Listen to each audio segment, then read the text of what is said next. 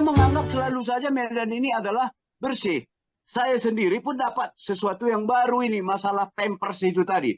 Itu tak pernah terpikir di dalam mindset saya, dikemanakan itu Pampers yang 11 ton per hari itu tadi. Itu sebenarnya kalau dikelola secara profesional, itu kan bisa menjadi kompos. Itu salah satu permasalahan kita di Medan ini. Bahwasanya yang kita tahu di Medan ini hanya wadah atau tempat penampungan sampah. Di situ sampah itu ditumpuk bertahun-tahun. Loh Bang, itu merusak lingkungan loh. Nah, salah satu contoh misalnya, Bang Jaya itu sebagai pengamat lingkungan, saya persilakan sekali-sekali datang ke ladang ini, itu memang tumpukan sampah di Namo Bintang itu sudah ditutup. Jadi di sana itu terjadi sekarang proses pembusukan secara alamiah, ribuan ton sampah ditimbun tinggi seperti bukit, dibiarkan aja begitu tanpa pengelolaan. Sehingga masyarakat di sekitar lingkungan ini Bang, ini kan wilayah kebon, dulu banyak bekas-bekas buruh kebon. Itu mereka itu kalau malam kita melintas di sana itu seolah-olah kita melintas di lembah Bukit Barisan. Kita pikir gelap adalah awan. Pertama dulu saya kemari, saya bertengkar dengan istri saya. Saya bilang itu awan, itu orang bakar sampah katanya. Kalau sudah jam 8 malam, sulit kita lewat di situ menembus jalan itu. Karena masyarakat secara tradisional membakari sampah itu tadi untuk dijadikan pupuk kompos. Bayangkan ribuan titik pembakaran setiap malam. Saya nggak tahu apakah pernah Dinas Kesehatan melakukan kajian dan penelitian tentang kesehatan masyarakat di sekitar lokasi tersebut. Itu tiap malam itu Bang Jaya. Di Medan itu Pemprov sudah mengatakan tidak boleh membakar sampah. Nah, itu. TPA kalau kita menilai Adipura ada sampah dibakar, itu nilainya langsung 30. Nah, jadi itu mereka dia membakar malam. Ah, ini kan itu masalahnya. Membakar malam dia, Bang. Kalau Pemko mau yang sampah udah membusuk itu diolah jadi kompos. Gampang teknologinya, murah. Tapi Pemko kan nggak mau. Itulah penyebab salah satu disebutkan Pemko tidak punya komitmen. Tidak punya komitmen, sampah itu harusnya dengan kesadaran itu ada di TPA, TPA Medan nggak punya. Nah, sampah itu akhirnya tidak ke TPA, jadinya di sedimen. Di sedimen salah satu sampah bertabur di sedimen, salah satu indikator dari kota terkotor. Apa buktinya? Ada 1.500 titik sampah ada di drainase. Itu banjir. Jadi semua terukur kok. Cuman yang pegawai Pemko yang nggak tahu indikator, nggak tahu parameter, nggak tahu terukur, memberi PHP sama si Bobi. Itu nggak apa-apa kok. Karena dia pun nggak tahu mungkin. Bobi pun aku lihat kalau lihat masa tugasnya di Medan, belumlah dia sampai ke pelosok-pelosok, belum tahu dia apa kejadiannya. Mungkin ke daerah Kota Maksum. Ya kan bukan dia yang perlu. Kalau kan bukan dia yang perlu. Disuruh aja anak buahnya bawa kamera. Tapi anak buah itu kan begini ya. Selalu laporan asal Bapak senang. Jangan bikin persoalan. Nah, kalau dia lapor Pak begini ya, tugas kau itu orang tuh tak mau. Udahlah, nanti lewat tumpukan sampah itu yang jelas jangan tarik nafas kita. Diam aja. Makanya banyak kalimat jipan di sekitar Bobi. Jadi tadi sebagai perbandingan, waktu si Para tadi cerita tentang jalan bulan, jalan bintang. Wara ini kan pernah tinggal di jalan bintang katanya, ya. Itu daerah waktu aku kecil ya, Wara itu daerah Leks. Jadi kalau aku masuk dari Jalan Ladong Lubis ke Jalan Sungai Deli, masuk ke Jalan Bali, sampai nanti di simpang itu ada kantor polisi, ada gor, ada rumah bola, main biliar, ada kantor waspada dulu di sudut situ. Percetakan. Hah? Iya. Percetakan waspada itu. Iya kantor juga. Pak Said pernah berkantor situ redaksi pertama. Iya. Nah, nanti ke Jalan Bulan belok kiri itu semua orang-orang terkenal. Ya, yang kita lihat dulu Mr. Yusuf di situ, Dr. Suroso di situ. Iya kan? Itu daerah elit itu. Dan waktu itu aku udah lihat. Klinik Mata Yose juga dulu situ, Bang. Nah, betul. Ada Beskop Purnama. di situ. Jalan itu pakai separator pulau jalan, ada rumput-rumputnya, ada pohon-pohonnya. Iya. Nah, begitu terbakar sentral, dibuatlah penampungan sementara. Tumpahlah itu ke jalan. Rupanya tumpah itu sampai sekarang masih ada. Jadi waktu itu mulailah terjadilah kemudian kejorokan cara hidup ya. Sampah tidak diangkat, genangan air. Mulailah hancur jalan-jalan itu. Medan Baru belum ada waktu itu. Nah, Medan Baru kan baru belakangan. Baru orang pindah. Ini dibiarkan saja begitu. Aku masih ingat kok pajak sentral itu. Itu kalau kita masuk dari arah Jalan Bali, jalan kaki kita. Itu Awak nonton Bee Gees masih di situ, Bang. ya, Bee Gees. betul, di Gor. Enggak, kita masuk ke pajak itu dulu. Pajak yang model di Peringgan itu kan. Kayak Kubah itu. Ya, Nah, Los. itu luar biasa bersihnya. Terbaik dulu Sekarang- di Indonesia itu. Terbaik Indonesia itu dulu. Nah, iya. Aku dulu ke sana tahu, Yan. Aku tuh dulu sering ke toko buku Kaso, selalu beli buku di toko Kaso. Kaso itu di situ, di Ya. Sentral. Dua toko buku yang saya kunjungi. Kalau nggak yang situ, toko Haris, toko buku Haris yang di Gor. Tapi kemudian kita jalan kaki tak bisa. Pasti tis kita itu kena lumpur semua, bau. Nah itu nggak bisa dikendalikan sampai sekarang. Itu kata Jaya. Ini niat nggak sih? Apakah memang program pembersihan pajak itu ada nggak di kantor wali kota? Apakah wali kota kita sekarang ini pernah memeriksanya? Tapi gitu. Jadi sedih juga tuh. Itu daerah bagus sekali kalau naik kereta angin kita di Jalan Bulan tuh sur kali kita dengar udaranya, iya kan? Kau kan Sekarang tinggal Cina. situ. Ada Hah? sekarang Cina yang bermukim di situ, Bang. Banyak. Oh ya, udah nggak ada rumah-rumah itu lagi, udah ruko-ruko. Rumah-rumah tua itu. Udah dirubah menjadi rumah ruko semua, Bang Is. Oh, iya. Yang Ada- yang ada tinggal satu. dulu di situ Kisugondo, Ya, Bebe Ah, Joshua, Dr. Profesor Suroso. Di situ semua tinggal, Dr. ya, Chen. Mr. Yusuf. Iya, Mr. Yusuf. Aku kebetulan, Gara-gara rusak lingkungan itulah maka mereka itu mandah ke tempat lain. betul. Akhirnya hancur. Nilai ekonomis rumah orang itu pun nggak ada. Makanya ditinggalkannya. Sampai sekarang udah 50 tahun loh. Iya. Masih tetap pulau-pulau jalan itu tempat kios-kios menjual buah. Inilah yang dilihat orang yang dulu macam Bang Is di Medan ini pulang. Loh, kok jorok kali Medan ini gitu. Nah, iya. Itu yang tidak terselesaikan sampai sekarang.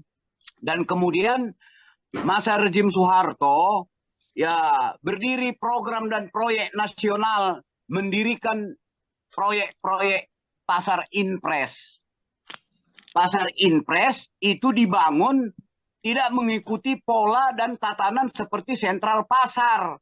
Kalau sentral pasar itu dulu kebersihannya itu jam 4 udah disiram semua. Ya. Sentral itu kalau capek awak, tidur awak, ke tempat tante awak tidur di pajak itu dingin. Karena los besar. Betul ya, betul. Jam 4 sore udah tutup, disiram. Nah ini dulu kan ada kecurigaan. Terlalu banyak dulu proyek rejim Orde Baru itu. Kalau nggak dibakar itu, nggak ada proyek. Jadi ada indikasi itu memang sengaja dibakar supaya dibangun di situ proyek-proyek yang seperti sekarang ini. Ya, tahun baru dia. itu kebakarannya. Tahun baru. Nah, Tapi udah lama itulah kali dia. ya. Dan kemudian juga, Tahun 60-an kali itu terbakar ya. Enggak. Nah, Tahun enggak, 70-an. 71. Jujuan, mercubuana. 71. Mercubuana itu. Tahun 71, Bang Is. Ya. Memang rencananya dipindahkan kali, dibakar dulu biar bisa dipindahkan. Aku ingin menyoroti soal komitmen tadi seperti yang disinggung Bang Jaya. Bahwa memang komitmen Pemda ini akan bisa dikatakan tidak ada. Aku mau ceritakan tentang pengalamanku tinggal di sini. Ketika aku mulai tinggal di sini, sekitar 250 meter itu ada tumpukan sampah. Betul, di sini nih di Jakarta kau sekarang. Ya, Oke. jadi ada 250 meter tumpukan sampah yang cukup luas, lalu oleh penduduk tempat dibakarlah setiap hari, setiap saat. 24 jam dibakar. Nah, aku sudah melapor sama RT, RW, tidak ditanggapi. Ya kan? Rupanya pengelolaan sampah yang dilakukan oleh pribadi-pribadi itu menghasilkan uang untuk mereka. Sehingga mereka tidak menanggapilah keluhan masyarakat. Nah, Diam-diam ku telusuri ada aplikasi Pemda yang menampung keluhan warga. Aku sampaikanlah keluhan itu tentang asap yang mengepul setiap 24 selama 24 jam akibat pembakaran sampah tadi. Tidak berapa lama ditindaklanjuti oleh Pemko. Ditindaklanjuti. Mereka datang, kemudian melarang, nggak ditanggapi, kemudian diperingati mereka, lalu dipampangkanlah spanduk melanggar perda ini, ya kan? Hasilnya sekarang nggak ada lagi pembakaran, sampah pun tidak boleh lagi dibolehkan menumpuk di situ. Nah, jadi maksudku memang komitmen tadi. Seperti Medan, belum kita pernah dengar ada aplikasi yang bisa menampung aspirasi warganya. Ini penting rasa, Bang Jaya atau Bang apa? Ya. Ada aplikasi yang bisa membantu jadi jembatan antara warga dengan Pemko. Jadi betul Nian, itu diniat.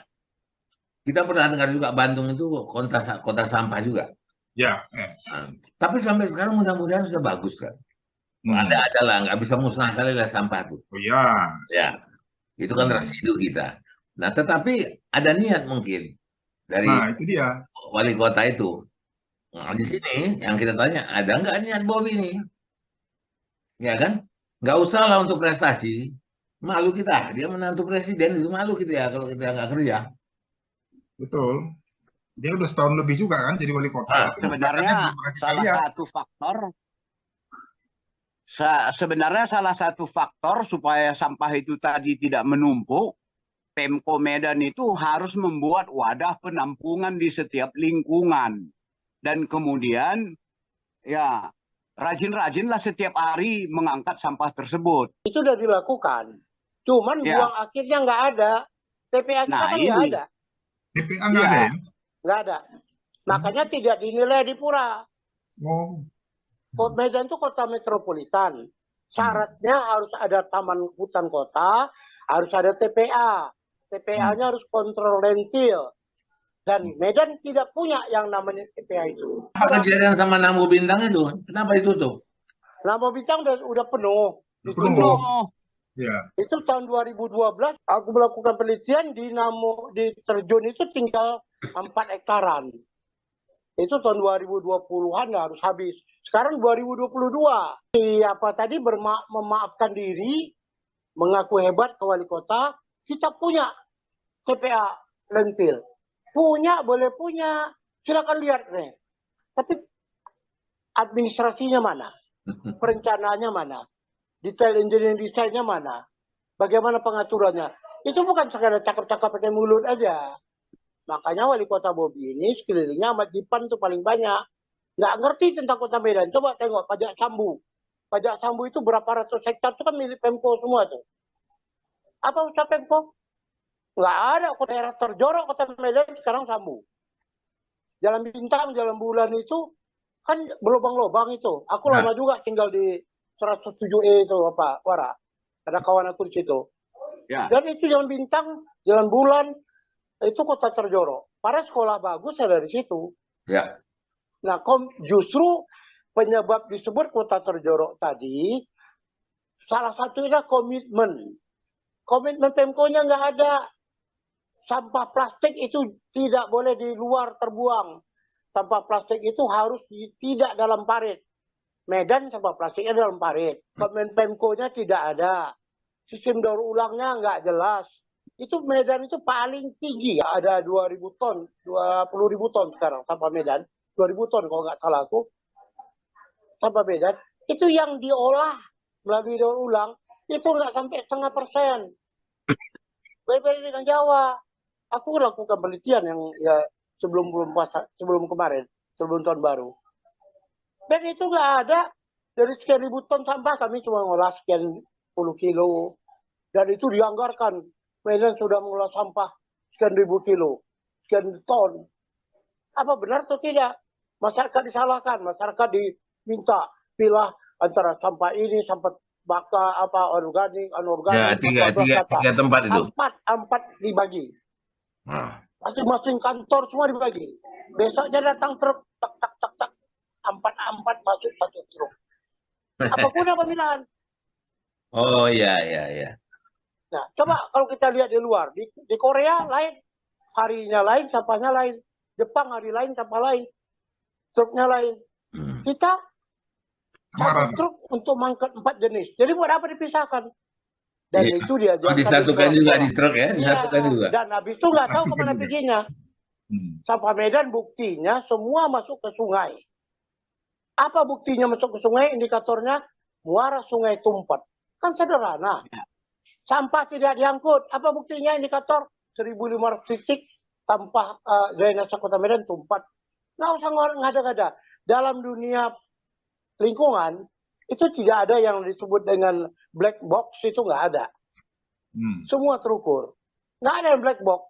Jadi khayal-khayalan janganlah. Berkhayal sampah kita udah bagus. Yang 1.500 titik mana? Sungai kita nggak tercemar. Kenapa sungai Kuala Deli itu Tumpat? 95%, 80% itu semua plastik. Jadi jangan usah berkhayal ya, zaman sekarang lah. Pakai teknologi, pakai informasi yang benar. Percaya itu yang paling penting, kata Bobby. Jangan amat simpan dia pelihara. Tapi nampaknya edukasi dari Pemko sendiri pun tak ada ke masyarakat. Nggak ada, itu yang penting. Salah satu Siapa faktor mau itu yang penting. Pejabatnya nggak tahu tentang lingkungan. Apa pendidikan pejabatnya? Cek dulu belakangan. Udah pendidikannya nggak jelas, komitmennya jadi nggak jelas. Sampai kapan tuh penanganan sampah Medan nggak jelas.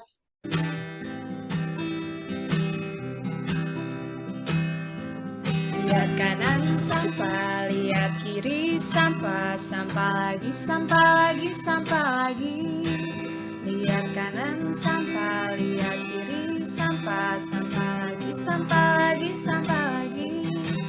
Lihat sekolah ada sampahnya, lihat rumah ada sampahnya, lihat